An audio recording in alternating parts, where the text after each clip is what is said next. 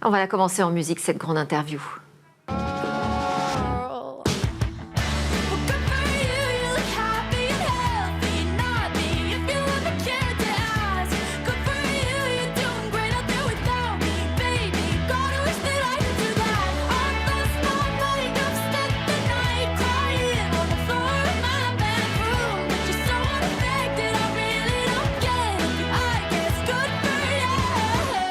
Every pure intention ends when the good times start. Falling over everything to reach the first time spark. It started under neon lights and then it all got dark. I only know how to go too far. My bad habit.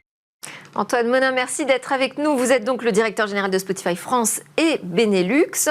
Est-ce que vous avez reconnu ce que l'on vient d'écouter? Ah oui, là, quand même. Oui, c'était Olivia Rodrigo et Ed Sheeran qui sont les grands, parmi les grands vainqueurs, si on... Dans le top 10 mondial des écoutes sur Spotify. Ed Sheeran est le numéro 1 même. Voilà, absolument. Et ces chiffres, ces tops ont été révélés avant-hier, donc on en a un peu la primeur. Merci beaucoup. Alors, Spotify, c'est aujourd'hui une plateforme présente dans 178 pays. C'est un succès absolument génial qui a transformé, je disais, la consommation de la musique dans le monde et dont le siège est resté à Stockholm. Donc, c'est une réussite suédoise, mais on se l'approprie un peu, bien européenne. Sûr, bien sûr. Rester indépendante face aux titans, je disais, aux majors américaines, aux monstres du numérique. Et ma question, c'est est-ce que c'est une bataille de chaque jour, cette indépendance ? Oui, bien sûr. Alors déjà, je voulais vous remercier pour la précision et le détail de votre présentation, parce que c'est rare que souvent on a tendance à dire les plateformes comme ça et à mettre un peu tout le monde dans le même sac. Et c'est vrai que c'est rare d'avoir cette précision importante que Spotify est évidemment le leader mondial des plateformes de streaming musical et audio, mais est indépendant et est suédois et donc européen. Et donc c'est une réussite formidable, incroyable, depuis plus de 10 ans maintenant, qui est le résultat de toutes les transformations dans le monde numérique, mais aussi dans le monde de la musique, et aussi de la vision, de la persévérance et des investissements menés par Daniel Ek et toutes les équipes de Spotify. Vous l'avez dit. Daniel Ek, oui, son fondateur. Voilà. C'est aujourd'hui, d'ailleurs, Daniel Ek, c'est une star un peu vénérée quand même dans le monde du numérique. Est-ce qu'il a une recette magique? Vous l'avez fréquenté? Vous le rencontrez de temps en temps encore? On a de nombreuses réunions et c'est quelqu'un d'extrêmement disponible. C'est ça qui est impressionnant. Je pense qu'il réfuterait le terme de star parce que il préfère rester dans l'ombre.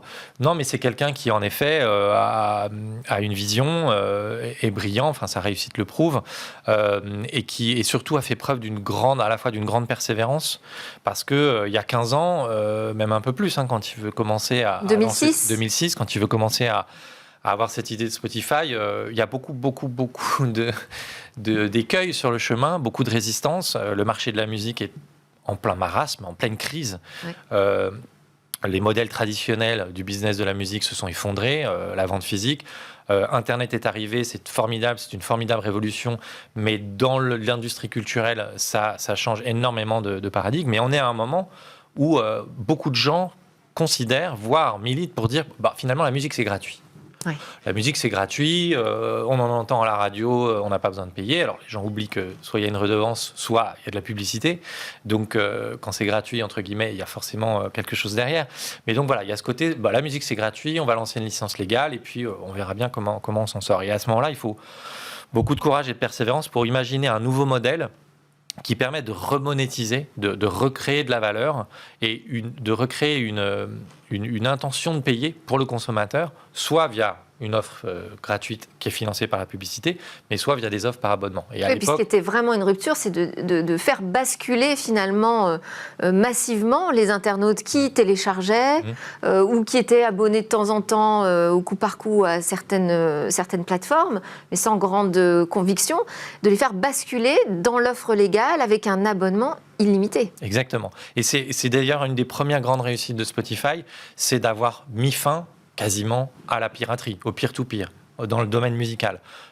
C'était vraiment le fléau qui a quasiment détruit et mis à genoux l'industrie musicale et les artistes il y a 15 ans. Aujourd'hui, le peer-to-peer et les coups de pirate de musique est vraiment redescendu à des niveaux très bas. L'offre légale s'est énormément développée. 165 millions d'utilisateurs payants de Spotify dans le monde, avec une croissance qui est aux alentours de 20-25% chaque année. Et c'est toujours en croissance ? Toujours en croissance depuis des années et des années. Alors, la croissance, certains marchés sont déjà plus matures, en Scandinavie, Suède notamment, où Spotify, le marché il est déjà à 80% numérique et streaming, mais il y a des marchés encore en développement. La France fait pas partie des pays en avance, hein. Il y a encore beaucoup de marge de progression pour la France. Il faut dire qu'on a eu un très bon acteur, on l'a toujours d'ailleurs français, Deezer. Oui, bien sûr, il y a eu un très bon acteur français, Deezer, mais il y a aussi un petit peu de retard à l'allumage parfois, hein, dans le public français, à l'adoption des nouveaux usages. On l'a vu sur Facebook, on l'a vu sur Instagram, même on l'a vu sur Netflix. Donc, mais aujourd'hui, le public français est en train de rattraper son retard, comme souvent. Donc la croissance de Spotify en France est maintenant phénoménale également. C'est devenu également la première plateforme de streaming en France, comme dans les autres pays. Et au fur et à mesure, on ouvre de nouveaux territoires. Vous l'avez dit, on est maintenant dans 178 pays. On a ouvert 80 nouveaux pays. Quand on dit ouvrir un pays, ça veut dire qu'on a une offre locale. Oui. C'est-à-dire qu'on est dans la langue du pays. C'est-à-dire qu'on met en avant les artistes du pays. C'est-à-dire qu'on a des équipes qui s'occupent de localiser l'offre, ce qui est très important et je pense une des recettes de la réussite de Spotify, je pense, dans le monde. On est européen, on est suédois, on sait ce que c'est qu'une culture locale. On sait ce que c'est que le monde, c'est pas l'Amérique, ou c'est pas encore la Chine non plus. Le monde, c'est plein de cultures différentes. Culture européenne, culture africaine, culture asiatique, culture latine-américaine. En France, on a un pôle culturel très important. Absolument. Avec ses spécificités aussi. Mais avant de parler de la France, on va réécouter un petit morceau de musique. Dans la zone, on vend la drogue, ça fait TP, ça crie ara. Et dans le hall, je suis sous piche, je suis sous terre, sans la vodka. RS3, 4 cagoules, un traceur cherche le AK. Sac Chanel, elle me donne le go, Magadji, c'est Petrushka. Dans la zone, on vend la drogue, ça fait TP, ça crie ara. Dans le hall, je suis sous piche, je suis sous terre, sans la vodka. RS3, 4 cagoules, un traceur cherche le AK. Sac Chanel, elle me donne le go, Magadji, c'est Petrushka. Alors pourquoi on écoute Petrushka de Sosomanes et PLK ? Parce que c'est le titre le plus écouté en France cet été. Ouais. Alors, grand chapeau aux artistes et aux rappeurs marseillais. Ça fait 2 ans qu'il y avait bande organisée et toute la bande de Jul l'année dernière. Cette année, c'est Sosomanes, PLK et puis pas loin derrière, enfin, juste coude à coude, c'est Naps avec la kiffance.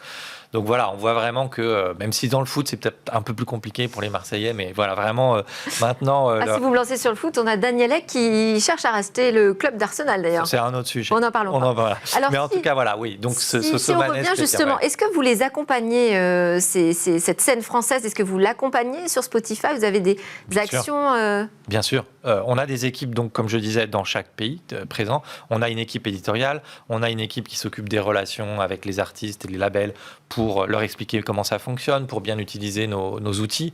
On met énormément d'outils à disposition des artistes et des labels et de leurs équipes. Donc on a vraiment des équipes présentes. On est pas loin de 70 en France, avec aussi une équipe recherche et développement. Et donc on a ces équipes qui travaillent avec les labels, qui travaillent avec les artistes pour leur expliquer comment fonctionnent nos outils. C'est compliqué de travailler avec les labels français ? Enfin, en France ? Non, pas du tout. Au contraire, comme vous disiez, le secteur culturel et musical français est extrêmement riche, extrêmement varié. Oui, mais aussi très méfiant à l'égard du numérique. C'est pas méfiant, je pense que c'est normal. Voilà, c'est un changement, c'est un nouveau modèle. Ça prend du temps de prendre ces nouvelles habitudes, de voir comment ce nouveau modèle économique fonctionne également. Et aujourd'hui, on le voit d'ailleurs avec beaucoup de labels indépendants avec lesquels on travaille. La réussite de Spotify, c'est la réussite des labels et des artistes. Je rappelle que notre modèle économique, c'est qu'on reverse plus des 2/3 de notre chiffre d'affaires aux ayants droit. Alors justement, on va en parler de ça parce que, évidemment, oui, c'est un succès européen et on en est très très fiers, mais vous êtes devenu un titan aussi, finalement, du numérique. Vous faites partie de ces plateformes et donc on vous a un peu challengé sur cette question de la rémunération des artistes. On est suspecté, quand on est une plateforme, de se faire beaucoup d'argent sur le dos de la création et des artistes. Alors, vous avez décidé de mener un exercice de transparence là-dessus. Je veux bien que vous nous expliquiez, dans Smartech, quel est le modèle de rémunération que vous avez mis en place. Absolument. Alors, le modèle de rémunération du streaming et Spotify, il est assez simple. Nous reversons automatiquement plus des 2/3 de notre chiffre d'affaires. Chiffre d'affaires, pas profit, hein. Même si on ne fait pas de profit, parce qu'on ne fait toujours pas de profit. Donc on reverse plus des 2/3 de notre chiffre d'affaires aux ayants droit. Les ayants droit, ce sont les labels, les maisons de disques, les éditeurs, qui, eux, ensuite reversent aux artistes selon les différents contrats qu'ils ont. Donc nous n'avons pas moyen de savoir combien in fine arrive à l'artiste, puisque ça dépend de ses relations et de ses contrats avec les ayants droit. Par contre, nous savons combien nous reversons chaque année à l'ensemble de ces ayants droit. C'est 21 milliards de dollars depuis la création de Spotify, c'est 5 milliards de dollars l'année dernière. Donc, ce chiffre, il est en global, croissance. Hein, là, on parle de global. Spotify. Ce chiffre, il est en croissance. Quand je vous dis qu'on fait 25... On a les chiffres en France ? Non, on ne détaille pas pays par pays. Mais quand je vous dis qu'on fait 25% de croissance environ dans le monde chaque année, bah c'est automatiquement 25% de croissance dans les revenus que l'on reverse aux ayants droit.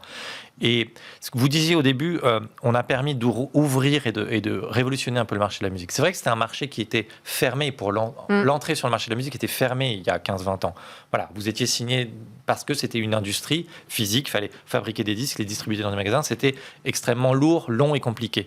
Aujourd'hui, n'importe quel artiste amateur chez lui dans sa chambre peut commencer à faire de la musique, la poster sur Spotify et on a 75 000 artistes qui ont été playlistés pour la première fois l'année dernière. C'est-à-dire 75 000 artistes découverts.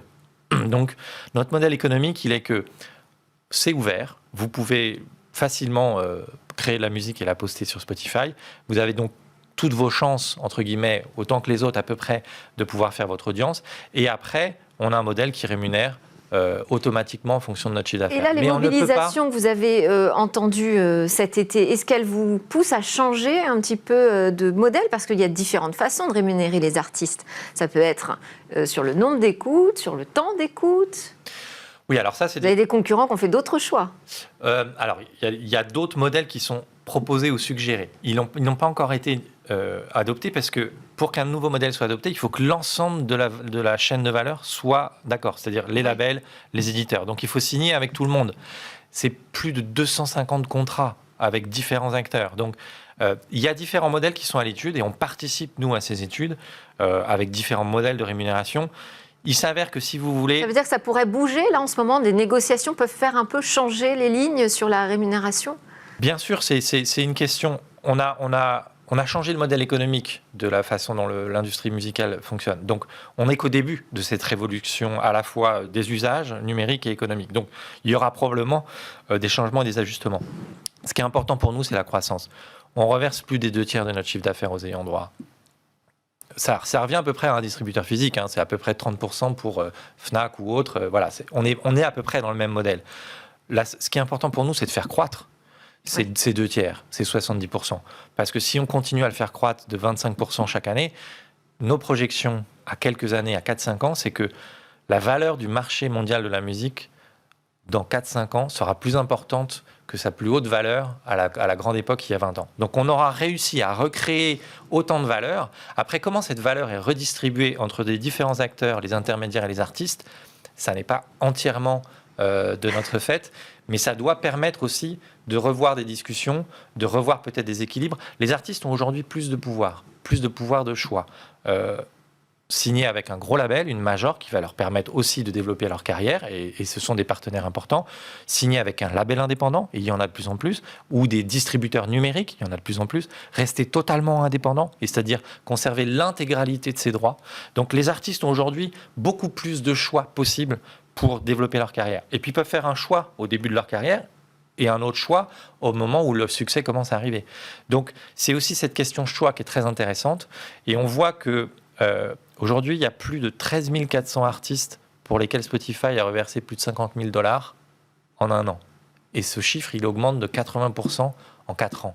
C'est-à-dire que voilà, comme je vous disais, cette part qu'on reverse aux ayants droit, elle grossit chaque année.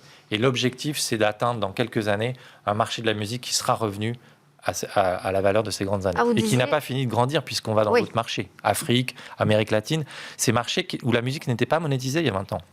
La musique, entre Parce qu'en fait, vous ouvrez des nouveaux pays encore très régulièrement à un rythme assez accéléré.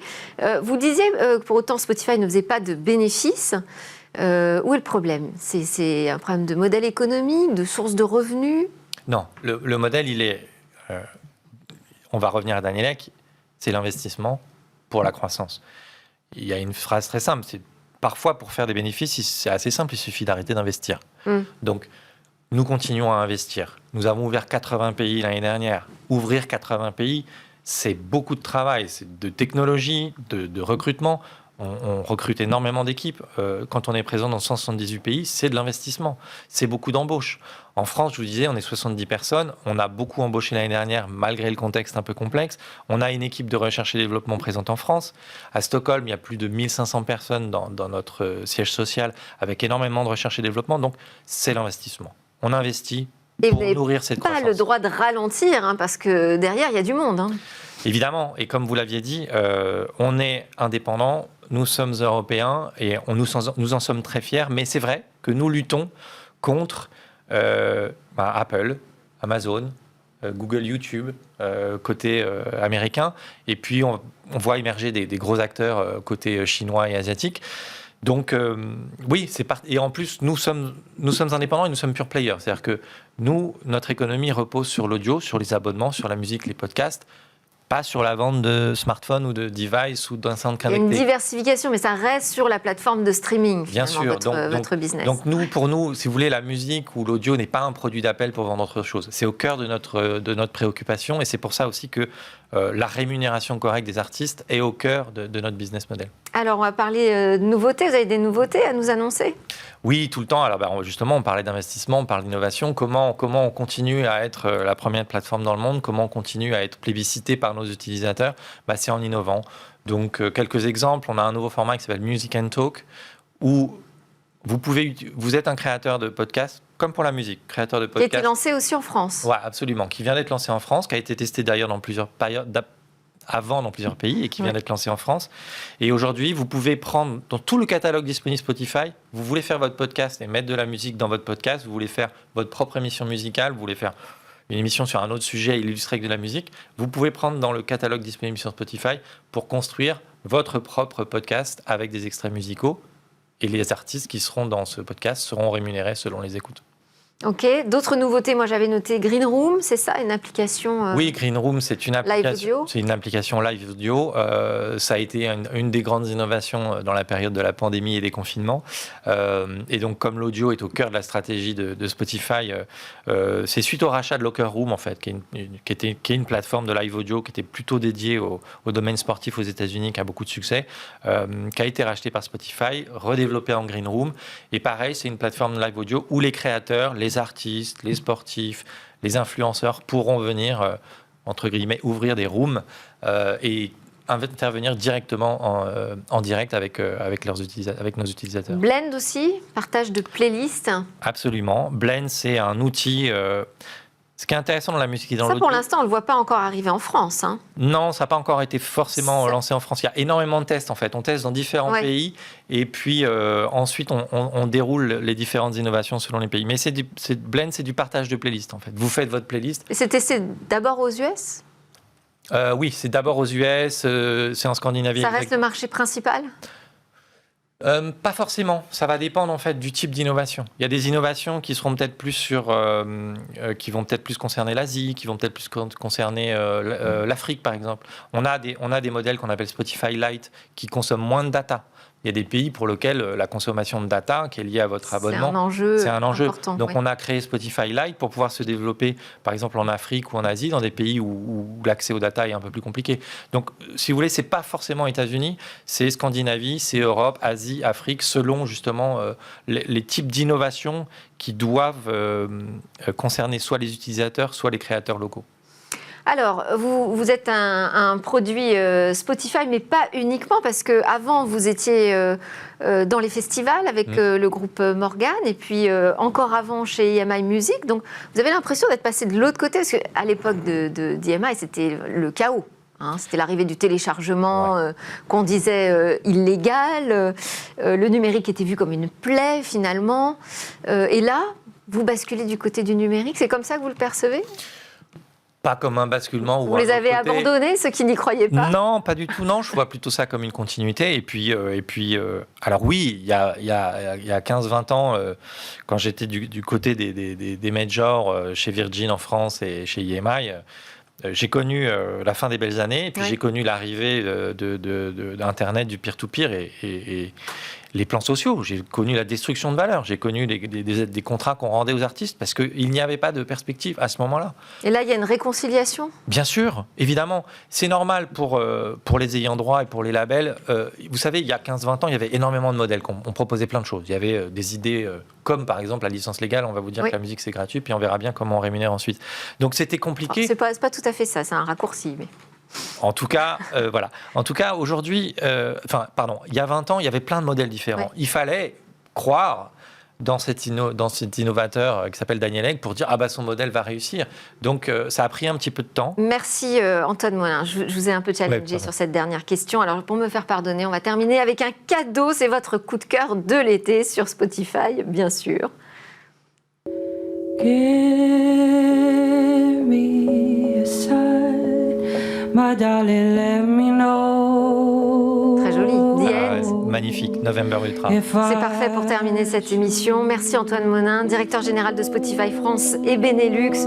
Merci à tous de nous avoir suivis cette semaine. À suivre, c'est un nouveau grand rendez-vous avec le secteur spatial. Moi, je vous retrouve lundi pour de nouvelles discussions sur la tech. Je vous souhaite un excellent week-end.